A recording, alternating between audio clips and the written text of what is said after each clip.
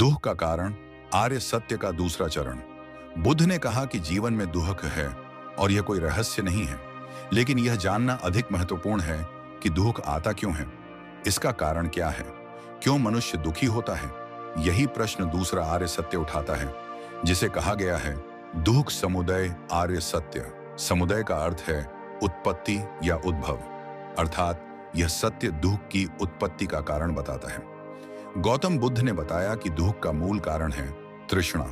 तृष्णा क्या है? तृष्णा का अर्थ है इच्छाओं की भूख। यह केवल साधारण इच्छाएं नहीं हैं, बल्कि वे इच्छाएं जो मन को बांध लेती हैं, उसे बेचैन कर देती हैं और अंततः उसे दुख में डाल देती हैं।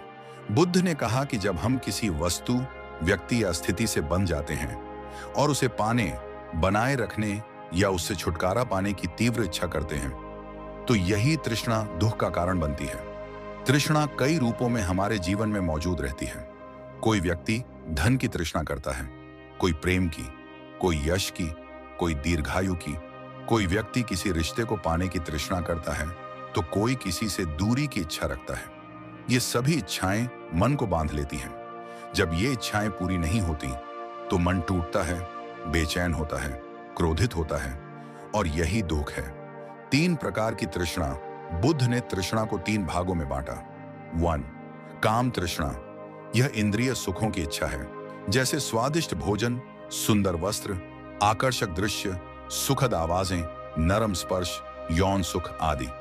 जब हम इन सुखों के पीछे भागते हैं तो हम बन जाते हैं, और जब हमें ये नहीं मिलते या छिन जाते हैं तब हम दुखी होते हैं। 2. भाव तृष्णा। यह कुछ बनने की तृष्णा है, जैसे अमीर बनना, प्रसिद्ध होना, ज्ञानी कहलाना, शक्तिशाली बनना। यह भविष्य पर आधारित तृष्णा है, जो आज को त्याग कर आने वाले कल की चिंता में मन को जकड़ लेती है। 3. विभाव तृष्णा। यह किसी चीज या व्यक्ति से छुटकारा पाने की तृष्णा है, जैसे कोई बीमारी, कोई संबंध, कोई स्थिति, कोई स्मृति, जिससे हम दूर होना चाहते हैं। जब यह दूर नहीं होती तो हम क्रोधित होते हैं, घृणा करते हैं, और यही घृणा भी दुख बन जाती है।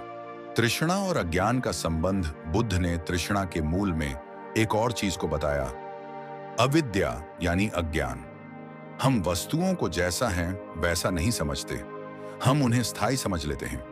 हम सोचते हैं कि धन सदा रहेगा, संबंध कभी नहीं टूटेंगे, शरीर सदा स्वस्थ रहेगा, मन सदैव प्रसन्न रहेगा, लेकिन यह अज्ञान है।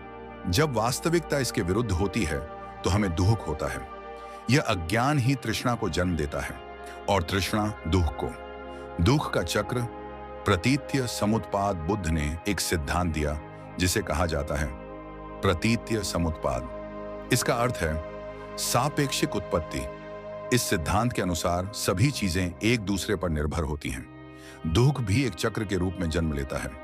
अज्ञान के कारण तृष्णा उत्पन्न होती है, तृष्णा के कारण लिप्सा, ग्रस्ती आती है, लिप्सा से क्रिया होती है, क्रिया से परिणाम मिलता है, परिणाम से पुनः इच्छा जागती है। इस प्रकार यह चक्र चलता रहता है। यही चक्र जन्म और मृत्यु का कारण है। जब तक तृष्णा बनी रहती है, यह चक्र टूटता नहीं। तृष्णा की गहराई कई बार हम सोचते हैं कि हम केवल साधारण इच्छा कर रहे हैं, जैसे अच्छा खाना खाना, अच्छा पहनना या थोड़ा यश पाना, परंतु यह भी तृष्णा बन जाती है जब हम उसमें अपना सुख बांध देते हैं। जब हम सोचते हैं अगर मुझे यह नहीं मिला तो मैं दुखी हो जाऊंगा, तो यह तृष्णा है। जब हम कहते हैं अगर वह व्यक्ति चला गया तो मैं टूट जाऊंगा, यह तृष्णा है। तृष्णा का अर्थ है किसी चीज से भावनात्मक रूप से चिपक जाना। क्या तृष्णा जरूरी नहीं है? कई लोग पूछते हैं अगर तृष्णा ही नहीं होगी तो हम प्रयास क्यों करेंगे? बुद्ध ने यह स्पष्ट किया, सही प्रयास, सही मार्ग, सही उद्देश्य, यह सब संभव है बिना तृष्णा के भी। चेतना और तृष्णा में अंतर है।